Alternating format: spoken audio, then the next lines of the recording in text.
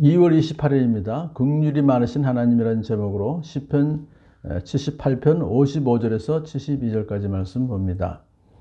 앞에서 시인은 이스라엘 백성들이 하나님께서 행하신 놀라운 일들, 그들을 위해서 기적을 베푸시고 그들을 인도해 내셨던 그 일들을 기억하지 않았기 때문에 하나님을 배반하였다, 우상 숭배를 했다, 그런 말씀을 드렸는데요.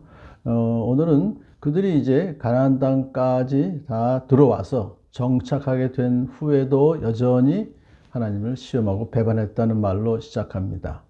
여러 민족을 그들 앞에서 몰아내시고 줄로 재어서 땅을 나누어 주시고 이스라엘 지파들을 자기들의 천막에서 살게 하셨다. 그러니까 그 가나안 땅을 정복해서 각자 땅도 분배해 주고 또 각자 살 집도 또 이렇게 해서 살게 해주셨다 하면 얼마나 감사해요. 그럼에도 불구하고 그들은 가장 높으신 하나님을 시험하고 거역하면서 그의 법도를 지키지 않고 그들은 그들의 조상들처럼 빗나가고 배신하여 느슨한 활처럼 엇나갔다. 죄를 졌다는 그런 뜻입니다. 그래서 하나님께서 조상들과 맺은 그 언약, 증거인 율법을 지키지 않는다는 것을 여기서 말하는 거예요. 그래서 결국은 십계명 중에서 가장 중요한 우상을 섬기지 말라 하는 그것을 그들이 지금 그 죄를 짓고 있었다. 그들은 산당에 모여 우상을 숭배하는 극한 상황에까지 이르게 되었다 하는 것입니다. 이렇게 패역한 이스라엘을 하나님은 심판하시게 되는 것이죠. 하나님께서 듣고 노하셔서 이스라엘을 아주 내버리셨다. 이 내버리셨다는 첫 번째 그 하나님께서 하신 일은 실로의 성막을 버리셨다 그래요. 여호수아가 가나안을 정복한 후에 이제 광야에서 함께 왔던 그 성막을 실로에 세우고 거기에서 예배를 드렸죠. 그런데 거기에서 하나님 떠나셨다 그런 뜻입니다. 그리고서는 법궤도 원수인 블레셋 손에 내주셨습니다. 전쟁에서 법궤도 그들이 빼앗아 갔다는 것을 말해요. 자, 주님은 주님의 백성을 칼에 내주시고 주님의 소유의 분노를 쏟으셨다. 그러니까 주의 백성, 이스라엘 백성을 대적들의 칼에 내주셔서 그냥 죽도록 놓아주셨고 또 주님의 소유인 가나안 땅에 애정의 대상이 아니라 이제는 분노의 대상이 되게 해서 여러 가지 악한 일들을 당하게 되는 것이죠. 자, 제사장들은 칼에 맞아 넘어지고 과부가 된 그들의 아내들은 마음 놓고 곡 한번 못하였다. 최악의 상태가 된 거예요. 하나님의 임재가 떠난 하나님께서 아주 내버리셨던 그 결과가 이스라엘에게 너무나도 최악의 상태가 이제 온 것이죠. 이러한 사태들은 하나님께서 그들을 아주 내버리신 결과였습니다. 자, 그런데 여기서 다시 시인은 새로운 국면을 소개합니다. 실로를 떠나셨던 하나님이 다시 돌아오셨다는 것을 이야기해요. 드디어 주님은 잠에서 깨어난 것처럼 분연히 일어나셨다. 하나님은 마치 포도주를 마시고 나서 용기를 얻은 용사처럼 과감히 이스라엘에서 일어나셨다.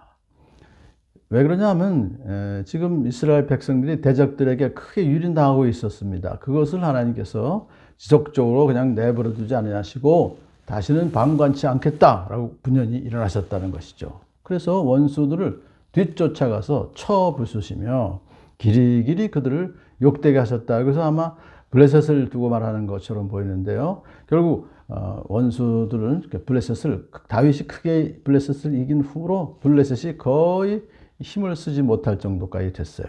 자, 이렇게 하나님께서 일어서셔서 원수들을 이렇게 뒤쫓아 가시고 쳐부시는 그런 지금 하나님의 모습을 우리가 봅니다.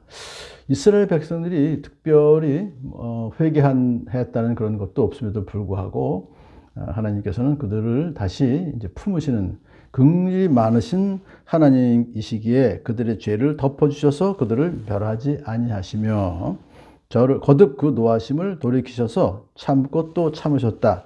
이게 이제 38절 앞에 그 내용인데 이것이 반복되고 있는 것이죠. 자, 그런 다음에 이제 하나님께서 하신 일이 뭐냐 하면은요, 이스라엘 역사에 개입하셔서 북왕국 이스라엘을 버리시고 남유다 왕국을 선택하셨습니다. 북왕국 이스라엘과 남왕국 유다였었는데 북왕국이 너무나도 우상 숭배를 하는 죄를 졌기 때문에 이제 그들을 버리시고 남유다 왕국을 선택하셨다 그런 것입니다. 자, 요셉의 장막을 버리시고 에브라임 지파도 선택하지 아니하셨다 하나님께서 이렇게 말씀하셨는데요. 결국 요셉의 장막은 실로에 있는 성소를 말하는 거예요. 그래서 이제 실로는 에브라임 지파에 있었고요. 하나님께서 예배 처소였던 실로를 버리시고 이제는 시온을 택하셔서 그곳에 성전을 세우시고 이제 거기에 거처하셨다 그런 것입니다. 오히려 유다 지파만을 선택하셨으며 그가 사랑하신 시온산을 뽑으셨다 그래요. 그래서 유다 지파는 원래 야곱의 넷째 아들이죠. 12아들 중에서 그들이 영적으로 큰 복을 받았습니다. 거기에 유다 후손으로 메시아가 또 나리라는 예언도 남기셨고 이 시온산을 뽑으셨다는 것은 바로 예루살렘 남동쪽에 조그만 언덕이었었죠. 시온은 산은. 그래서 여기서 여부수 족속이 거했던 곳 요층지를 다윗이 이 산을 점령해서 다윗성이라고 불렀습니다. 그 후 이곳은 이제 예루살렘 성읍 전체를 대표하는 그 시온산이라고 지명이 되었어요. 자, 그것을 택하셔서 이제 어떻게 하셨냐면 그곳에서 주님은 주님의 성소를 높은 하늘처럼 세우셨다. 영원히 흔들리지 않는 터전 위에 세우셨다. 그래요.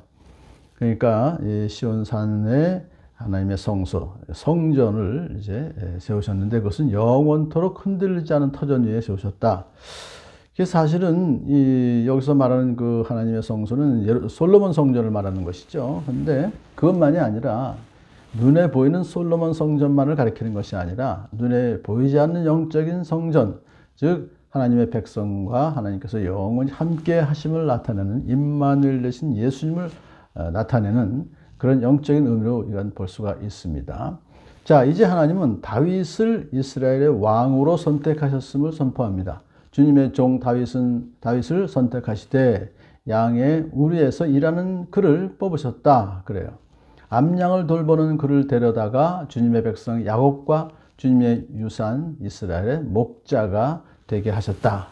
그러니까 다윗은 원래 목동이었었죠. 근데 그를 이제는 양을 키우던 그를 이제는 데려다가 이스라엘 백성들을 섬기는 그러한 목동이 왕이 되게 하셨다. 그런 뜻입니다. 이제는 그 백성을 돌보며 먹여야 하는 위치에 있게 된 것이죠. 다윗은 한결같은 마음으로 그들을 기르고 슬기로운 손길로 그들을 인도하였다.